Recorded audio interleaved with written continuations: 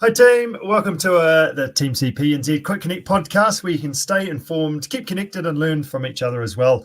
I'm your team captain, Captain Richard Greer, and today we are going to talk to Cathy Forrest.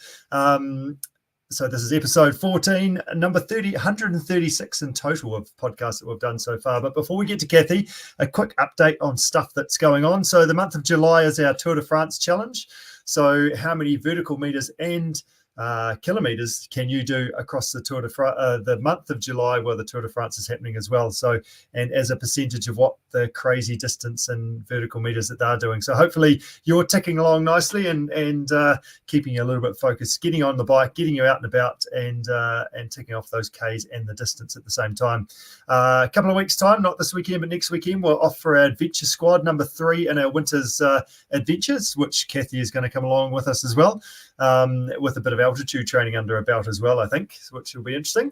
And what else? A Backroad 400 is happening up in Northland at the end of August or so. So it's going to be a busy couple of months ahead. But the other thing that's happening just recently, I might have talked about on our last podcast, that last year we headed to China to do this big multi-sport event over 4 days. So we're heading back there, and this year we've got 2 teams that we've organised, actually. A Canterbury team, so that's Sarah and Jesse, who went with me last year. Unfortunately, Jake is injured, so Stephen Muff is subbing in for Jake, and we've confirmed our Marlborough team with Nat Gallant, Todd Petherick, Kieran Hickman and Andrew Jones coming along as well. So that'll be a pretty awesome adventure.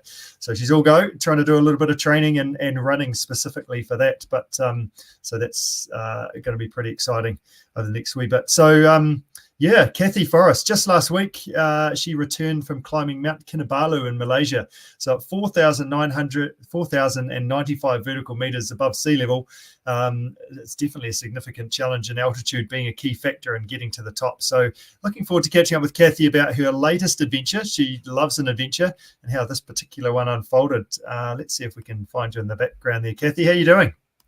Yeah, good, thank you.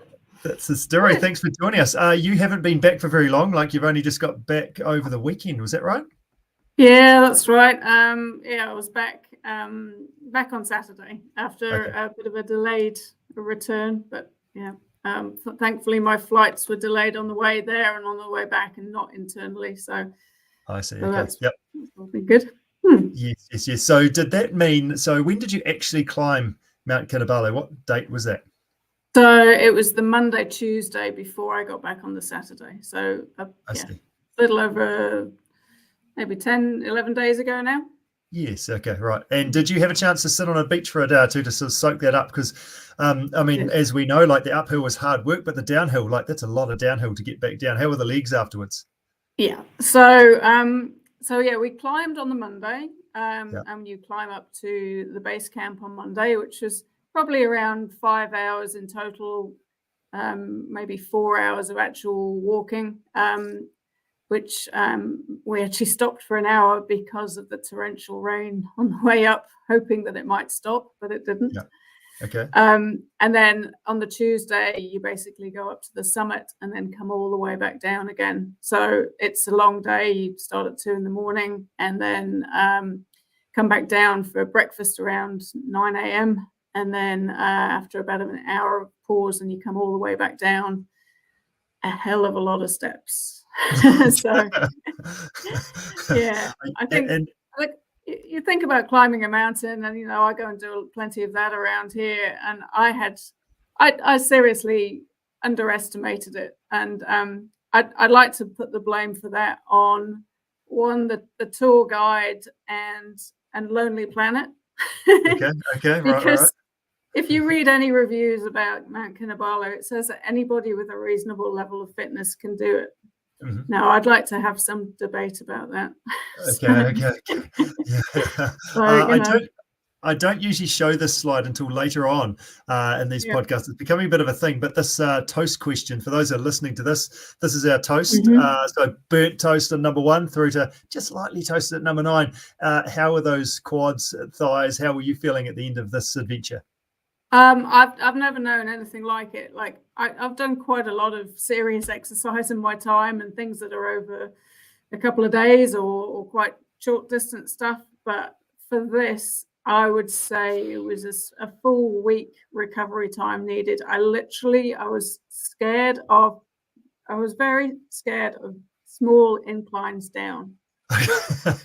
So we're just going to say that your burnt toast is number one, maybe even zero sort of thing off the scale. You've got flames coming out of your piece of toast. I was absolutely amazed how difficult it was to recover. And I think I was in a relatively good space because I know how to use walking poles. I am pretty fit. I think probably the thing that strikes me is that if I come on a Team CP event, I'm probably sort of towards the end of the fitness scale, and I'm certainly not one of the first people up a mountain. I judge myself sort of middle to bottom end of the fitness scale. But when you go away with other people, other like-minded people, you realize actually people in New Zealand are quite fit, you end up towards the top end of being a fitness level. So I was certainly the first person up the mountain, and I was about the third person down the mountain, and I knew how to do it. So I know how to pace myself. I know how to use walking poles. Mm-hmm. So I count myself as pretty lucky because my hurt was just muscular.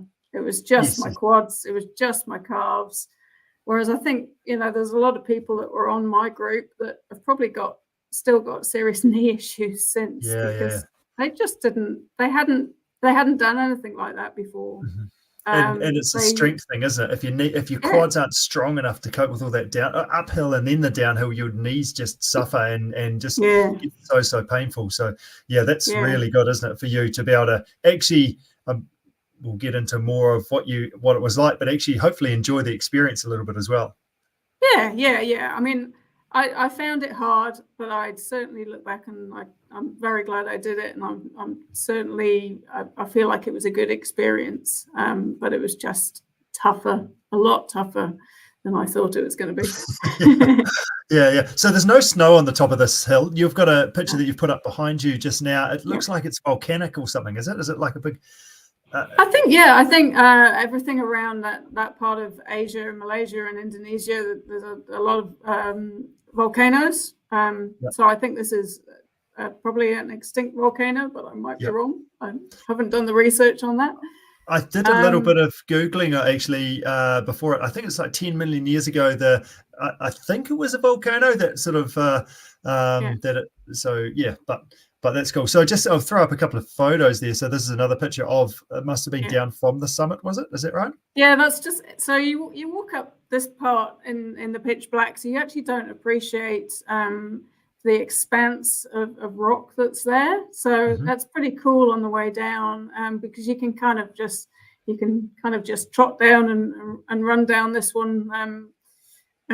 But it's quite spectacular. It's a bit like being on the moon. It's it's quite wide open expanse of rock, and I mean, we were lucky it was dry at the top, but this could have been really, really treacherous if it had been raining. Yeah. So what time did you actually make it to the top?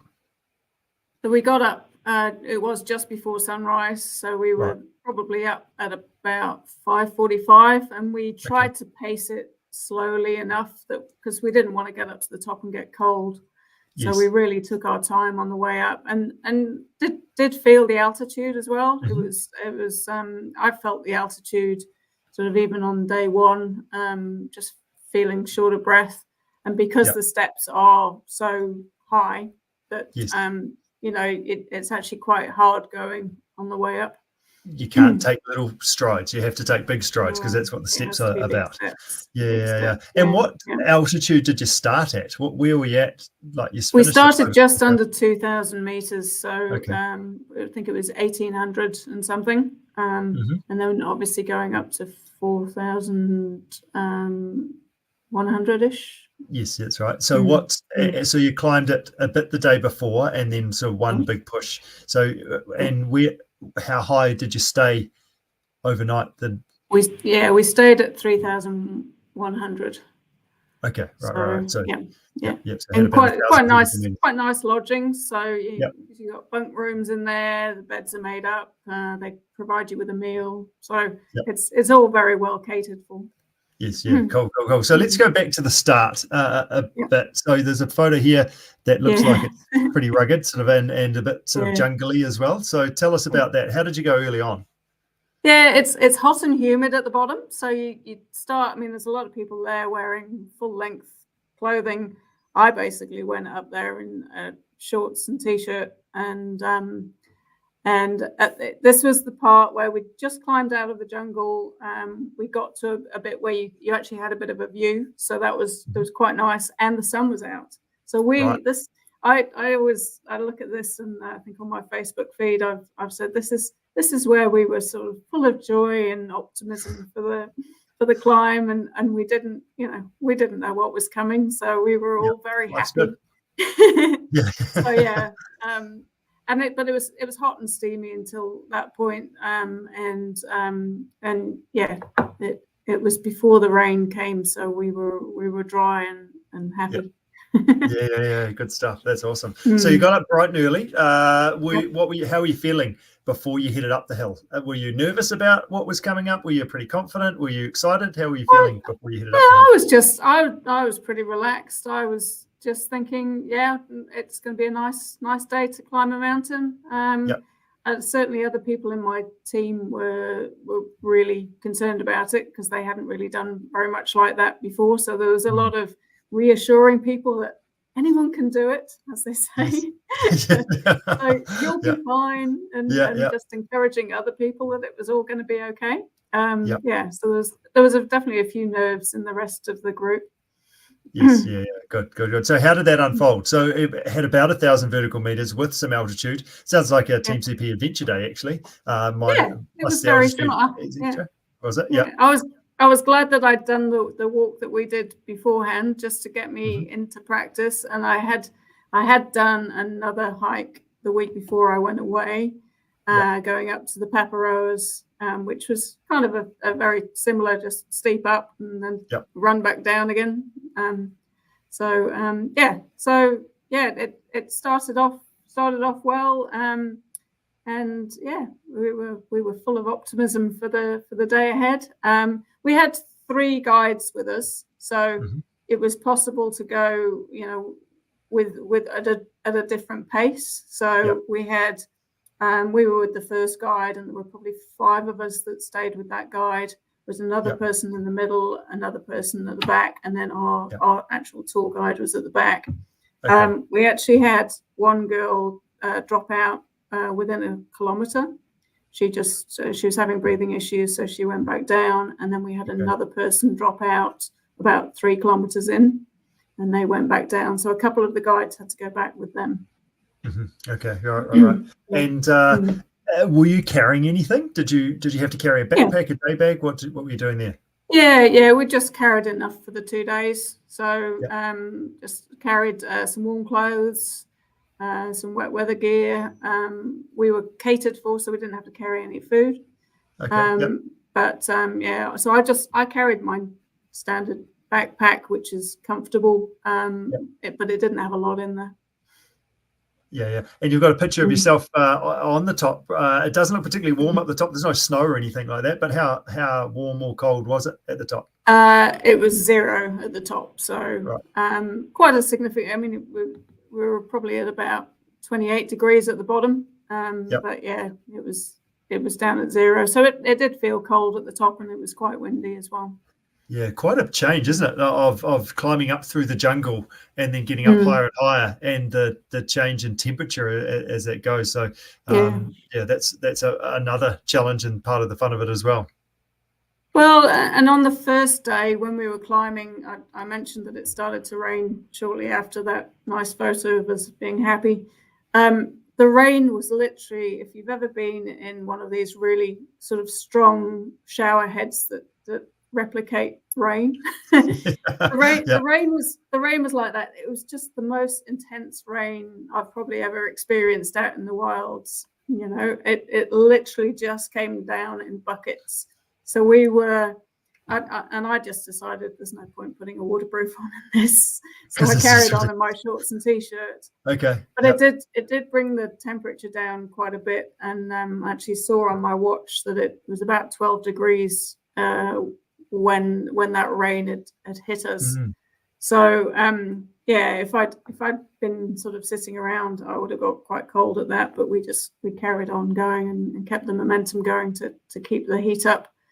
But it was just it was like walking through a waterfall, because the steps are so tall going up there, and the water's basically just cascading down this water down the steps.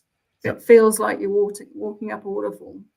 Yes. And I have no pictures of that because nobody was getting a camera out for it. So, yeah, it's very hard to explain, but it was very intense. And I'm pleased to hear that you sort of just ditched the jacket and just went shorts and t-shirts, still just committed to that. Yeah, and the reasoning behind that was because I wanted to be warm for the summit, and I knew that my gear probably wouldn't dry out in time for the following day.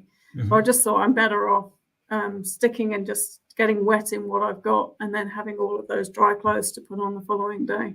Yeah, good stuff. So here's a picture of you. You obviously went with a group, so here's a group photo of you at the top. Is that right?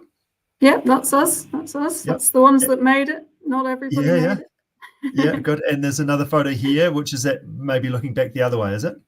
Yeah, that's right. Yeah. So it's at the top, but looking in the other direction. Yeah, good out stuff. Towards the view. Yeah. Of your tour group, how many people actually made it to the top? So there were 13 of us set off, and 9 made it to the top. Okay, right. And you were that was the twice as many as the guide thought was going to make it. He actually wasn't totally confident with our group. She's been there before. And you made it. You were first to the top, were you? I was, but that's my competitive nature that comes out sometimes. I actually struggled when we set off at 2:30 in the morning. I struggled for the first hour or so. I was really struggling with my breathing. But then once we got onto the flatter, the bit towards the summit, I got a second wind and thought, right, I'm going to get up there first. Good stuff. The red mist comes in, and nobody else knows. No one's else really competing, but you know, and we know. Good job, Cathy. Were there any points in this trek that it was starting to get a bit hard now? I'm battling here. Was there any points that you were really sort of it was hard? We actually that last bit coming up to the summit, you actually have to pull yourself up with ropes and go back down with the ropes as well. So that was pretty tough. But probably the toughest bit was just the downhill, because we came back down, we had a bit of breakfast, and then we headed back down all the steps after that.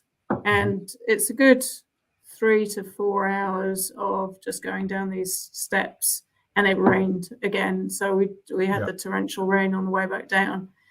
And the toughest bit was probably that downhill for everybody. Obviously, I had poles, and you can kind of use those to ease the knees. But some in our team, we finished at about 2:33 in the afternoon. Some in the team didn't come off the mountain until gone 6. So that was it was hard for that bit, and I just tried to carry on going because I just wanted to get down as quickly as possible. But I had to stop and try and eat something at one stage. So. It's those days that you're actually hoping for a little bit of up, aren't you, or a little bit of flat, or something other than down. Just please, I'm sick of down. Yeah, but you know it's not coming because you came up that way, so you know. So there was no down, no flatter bits. It was just all kind of like up or down. Yeah, and you can't even run it. I thought to myself, I'll be able to run back down because that's easier on the knees. You can't do that because the steps are so big, and you don't really have the runoff area to be able to run down these steps. And it's raining, so it's slippery. So you have to kind of go at a steady pace. So, Yes, yeah. What was your highlight of the whole adventure? Obviously, standing on the top must have been pretty awesome. But was there any other standing sort on of the top, key bit? yeah, standing on the tops was pretty, and just being with that whole group of people. People were really so happy that they'd done it. A lot of people hadn't done anything like that before, and they'd obviously had the pressure of, can I do it? And just seeing the joy on everyone's faces that they'd actually made it was great. Yeah, that's cool. How did you come across this? How did you come across Mount Kinabalu as something to do? It feels like it's a little bit off the beaten track. Well, I went on a work trip to Malaysia, just to KL, a few years ago, and at the time I thought, what can I do that's in the area that might be just a bit of an adventure to tag onto my work trip? Yep. And that came up in my research, and I just at the time it was the wrong time of year to do it. It was in the monsoon season, so I didn't do it then. But it's always been in the back of my head to go back and do it sometime. So just added on to the trip. I mean, we went to the jungle and we went and saw orangutans and lots of other wildlife while we were over there. And this was just at the end of all of that. So you could add on the mountain at the end to finish off. Good job. So no work this time. No work this time. No work. No. What do you? Well, yeah, good job. What do you do for work? And how have you been getting around the office over this past week or so? How's the footwork? So by the time I came back to the office, I wasn't scared of stairs anymore. So we have got a lift at the office as well, which I think I used on the first day. But I mean, my job's a fairly sedentary job, working as an engineer. So I don't get around and walk a lot during the day. But I've been just trying to keep moving. And what I did notice when I went to circuit training on Tuesday night is I actually felt really strong. So that's a full week after we finished, and I finally felt like I could do some exercise and actually felt great. But as I say, I've never had anything that has affected me for a full 6 days later. I still couldn't walk properly. So and then the number of people that have actually said to me since I've come back, oh yeah, Mount Kinabalu, that's really tough. It's one of the hardest things I've ever done. And these are people that could have told me that before I went. But they just said, oh no, everyone can sort of with average fitness level can do it. That was their take to it. Yeah. Oh no, that's fantastic. So you're coming along an adventure squad trip, and not this weekend but next weekend, but with some altitude training under your belt. That's right. I should be feeling a lot fitter for this one than I was for the last one. So I'm hopeful. Yeah, good stuff. And what else is on the cards? You play tennis at a high level. You're into your skiing and tramping and enjoy riding your bike, and you're a pretty handy navigator as well. What else is sort of on the cards for the rest of the year, Cathy? So I've got a ski week coming up. I need to get on the slopes and go and see if there's any snow up on those mountains. So that's coming up in August. And then we've got some adventure races coming up. I think there's the Canterbury Adventure Race that we're doing in August as well.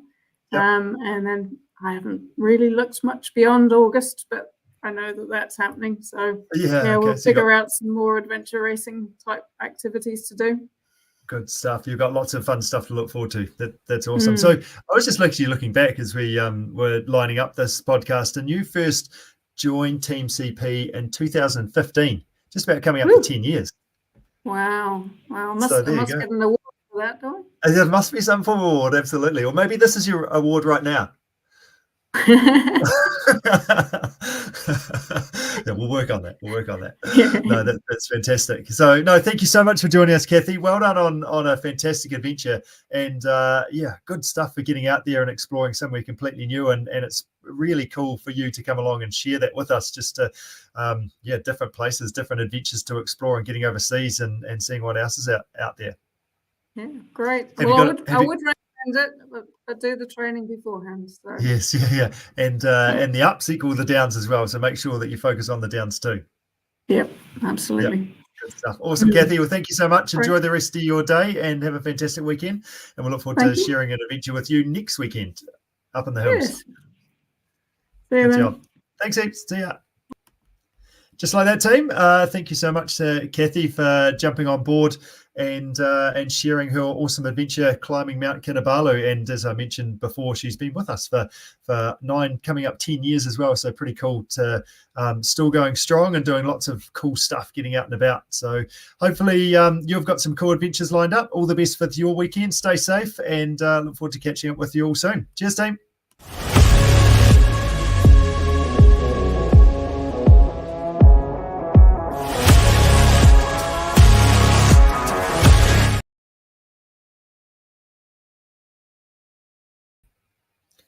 Good job, Cathy. That was awesome. Oh. Yeah, it was good that we didn't talk about it beforehand, so I could just quiz you about it. Yeah, exactly. Sometimes it ends up being a bit forced, and then you can't remember what you've said to you and what you've said to other people. Have I said it twice or just once? Yeah, exactly. No, that's good. Oh, good. Like, it's interesting, isn't it, when you have been beaten up so much and then you've come back, and actually I'm feeling quite good after that. So quite cool that the legs are coming back online again. I knew that would be the case. It was just I couldn't believe. I could understand sort of the Wednesday after I'd done it, I went and sat on a beach, and I'd literally lay in a hammock, and I had some snorkeling to do, but that was okay. If I was in the water, I was okay. And I was fine in the hammock. But I was literally gingerly walking around this place, and I was staying on an island, and in the evening they said, "Oh, do you want to come across the other side of the island to look at the sunset?" And I kind of went, "Do I?" And all the people that were on this island were. I could barely walk, and they literally had to go up a hill and then come back down. And I'm like, I'm not even sure I could do this.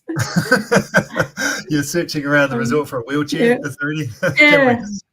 And the guy was actually really good. And in the end, he said, well, on the way back, we might have to get our feet wet going through the sea, but we can skirt around part of this. I went, yeah, let's go that way instead. Okay, well, I'm happy with longer, but I just can't do up or down. Yeah, no. Yeah. Well, that was the Wednesday, and I expected that. And then the Thursday, I went back into the main centre, and I thought, well, maybe go for a massage. But I couldn't even let the girl touch my legs. They were so sore, like literally the skin was sore. Yes. So I didn't really, the massage was the most excruciating thing that I tried to really do. make the most of that experience. Could you just massage my hands, please? Or I just try somewhere else, just somewhere that hasn't got Yeah, and then Friday, I started to come home, but I had to walk around airports and stuff like that. Saturday, I made it home. Again, John would normally just sort of get in there and help with some massage, and I just said, oh, you still can't touch my legs. Yeah. What's that? Did you get in the spa? I did get on the spa on Saturday night, so I think that helped. And then Sunday night, John gave my legs a bit of a massage, and that definitely helped. Monday, I was still sore going up and downstairs. And then Tuesday, I was back to normal. So it literally was a full week. Yeah, I can relate to that in the fact of I probably shouldn't. I do not enough training and then try and go as fast as I possibly can. So yes, I've had a few 6-dayers myself, and I do understand that. Ironman was a 6-dayer. There has been some coast to coast mountain runs that have been 6-dayers. It's pretty ugly, isn't it? Ironman. Airports are tricky because they're quite spread out as well. The Tash and Dion who are with us said, just get in the wheelchair, it's faster, as we said. So I was like, okay, we'll just do that. I don't normally get on those conveyor belt things, but I did. Even just psyching myself up to get on them and then get off because it's a little bit more, isn't it? A little bit more of it, like, and it kind of, I suppose it's a bit like knowing what it's going to be like when you get old. Actually you'll be looking at routes and on the pavement to go a different route to what you would just normally do as a fit person. Yeah, just like in terms of that whole balance thing and being a little bit unsteady sort of thing. I know exactly that moment that you're like, I have to try and get on this travelator and then I have to get off the travelator because it's so small, but it's so much, isn't it? When you're in that much of a hurt sort of situation. Yeah. Yep, good. I'm disappointed we didn't add this in the podcast, as this is probably the best bit, sort of dealing with the suffering afterwards, rather than just the top of the mountain bit. It's the real life stuff. Yeah, and I'm still on a chat group with the group, and then literally she's just sent. And one person's just sent a message saying, "Oh my God, I dreamed I took the wrong turn coming down Mount Kinabalu, and that I had to go all the way back up and do the descent all over again." The whole lot. Oh no, that's a disaster of it. That's a nightmare. That one. Yeah, so there's people still having nightmares about it. Oh, good stuff. No, that's awesome. So where are you at now? Are you obviously it's just a matter of getting your feet back on the ground, I guess, isn't it? It's great you were able to get along to the circuit training, and that was okay on Tuesday. Yeah, that was great. I really enjoyed that. I played tennis yesterday, and again felt really strong. Yeah. I played in the afternoon at 3 o'clock yesterday afternoon because I just didn't want to play when it was cold. Yeah, that's fair. Yeah, 100%. I'm out and did that.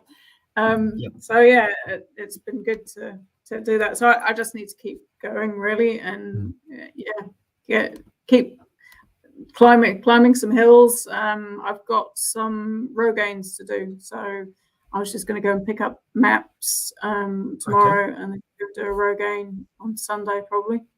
Yeah. Okay. No, that's awesome, isn't it? And good that you've got those that you can go and do. That's sort of a pre-built little adventure for yourself. Yeah. No, that's real cool. One other thing that we've done just recently, I'm just looking back to see if I've shared it with you. I don't think I have, which might be quite good just based on the state that you have been in, is Oscar and I got together at the Front Runner and filmed sort of his morning mobility routine of what he does.